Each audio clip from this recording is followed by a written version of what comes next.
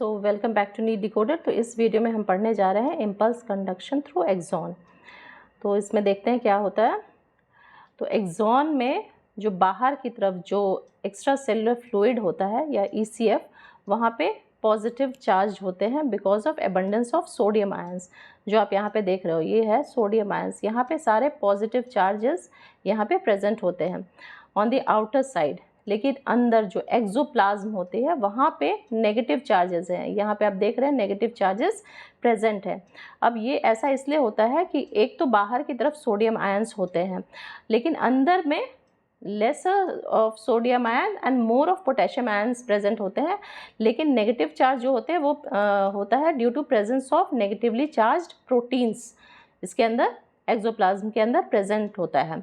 अब सोडियम और पोटेशियम का ये जो कंसंट्रेशन है more on the outer side, sodium ions ज़्यादा है, एबंडेंस में है बाहर की तरफ, और विद इन द एक्सोप्लाज्म मतलब एक्सॉन के अंदर, ये जो एक्सॉन है इसके अंदर में पोटेशियम आयंस प्रेजेंट होते हैं। वो इसलिए होता है, ये मेंटेन होता है थ्रू सोडियम पोटेशियम पंप। तो सोडियम पोटेशियम पंप क्या करता है, वो ट्रांसपोर्ट करता है 3 सोडियम आयंस बाहर की तरफ और 1 potassium ion inside of the axon, that is axoplasm के अंदर, और इसमें ATP का यूज़ होता है। तो इस तरह से ये एक रेस्टिंग पोटेंशियल में जब एक्सॉन के थ्रू कोई इम्पल्स का ट्रांसमिशन नहीं हो रहा है उस वक्त इस तरह का कंडीशन होता है। तो इस स्टेज को हम रेस्टिंग पोटेंशियल कहते हैं, जहाँ पे बाहर की तरफ, एक्सॉन के बाहर की तरफ पॉजिटिव चार्ज होता है और अंदर की तरफ नेगेटिव चार्ज होता है। ये मेंटेन होता है through the sodium potassium pump. Now अब देखते हैं कि इम्पल्स का ट्रांसमिशन थ्रू द एक्सॉन कैसे होता है। तो यहाँ पे देखिए ये एक्सॉन का एक पोजीशन दिखाया गया है। ये रेड वाला जो पार्ट है, रेड ब्लॉक ये जो दिखाया गया है, यहाँ पे इम्पल्स रिसीव हो रहा है। तो इम्पल्स जैसे ही रिसीव होता है, एक्चुअली क्या होता है, जो एक्सॉन का मेम्ब्रेन है वो डिफरेंशियली परमेबल है और इसमें कई सारे चैनल्स प्रेजेंट होते हैं। वो सोडियम चैनल्स हो सकते हैं या पोटेशियम चैनल्स हैं, राइट। तो सोडियम है, पोटेशियम चैनल्स होते हैं।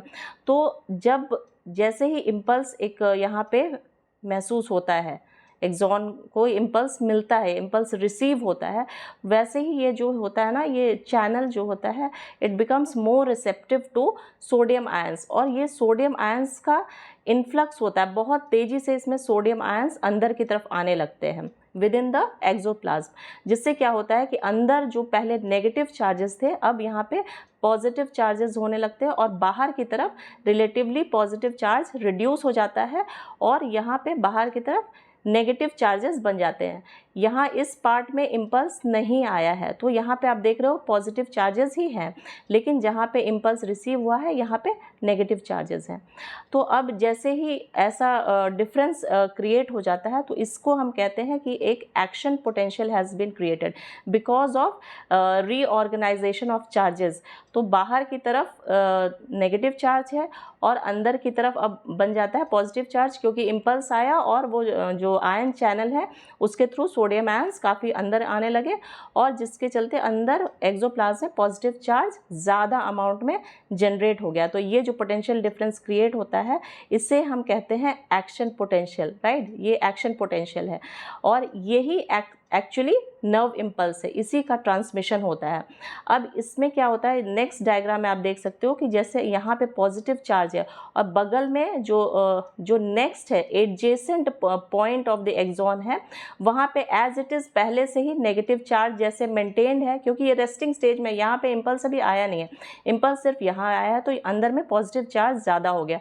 अब इससे क्या होता है, एक electric current due to potential difference, यहाँ चार्ज का डिफरेंस है इधर, तो यहाँ से एक करंट पास होता है इस तरफ और बाहर में चूँकि पॉजिटिव चार्ज यहाँ रेस्टिंग स्टेज B पॉइंट पे रेस्टिंग स्टेज है तो यहाँ पे पॉजिटिव चार्ज ज़्यादा है, और लेकिन A पॉइंट में चूँकि इम्पल्स रिसीव हुआ था तो यहाँ पे बाहर में पॉजिटिव चार्ज तो सारा अंदर आ गया, तो वहाँ पे एक नेगेटिव आयंस जनरेट हो जाता है, नेगेटिविटी ज़्यादा रहता है, नेगेटिव चार्ज ज़्यादा रहता है, तो इधर से इधर की तरफ करंट का फ्लो हो जाता है।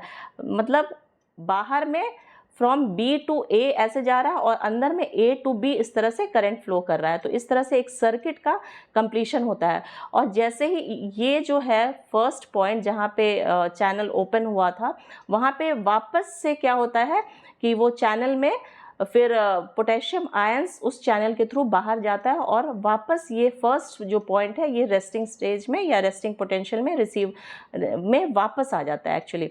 तो इस तरह से ये प्रोसेस जो इम्पल्स है ए से बी पॉइंट पे आया, अगेन इसी तरह से करंट यहाँ से ऐसे फ्लो करेगा, ये वापस रेस्टिंग पोटेंशियल में आ जाएगा, नेक्स्ट एक्शन पोटेंशियल है, नेक्स्ट एडजेसेंट पॉइंट पे एक्शन पोटेंशियल शिफ्ट होगा या इम्पल्स शिफ्ट होगा। तो इस तरह से इम्पल्स का ट्रांसमिशन एक पॉइंट से दूसरे पॉइंट पे थ्रू द एक्सॉन होता रहता है। तो this is all about impulse transmission या इम्पल्स कंडक्शन थ्रू एक्सॉन। तो hope you have understood it, and for more such videos please tune in to NEET Decoded, and do not forget to like, share and subscribe. Thank you so much for watching.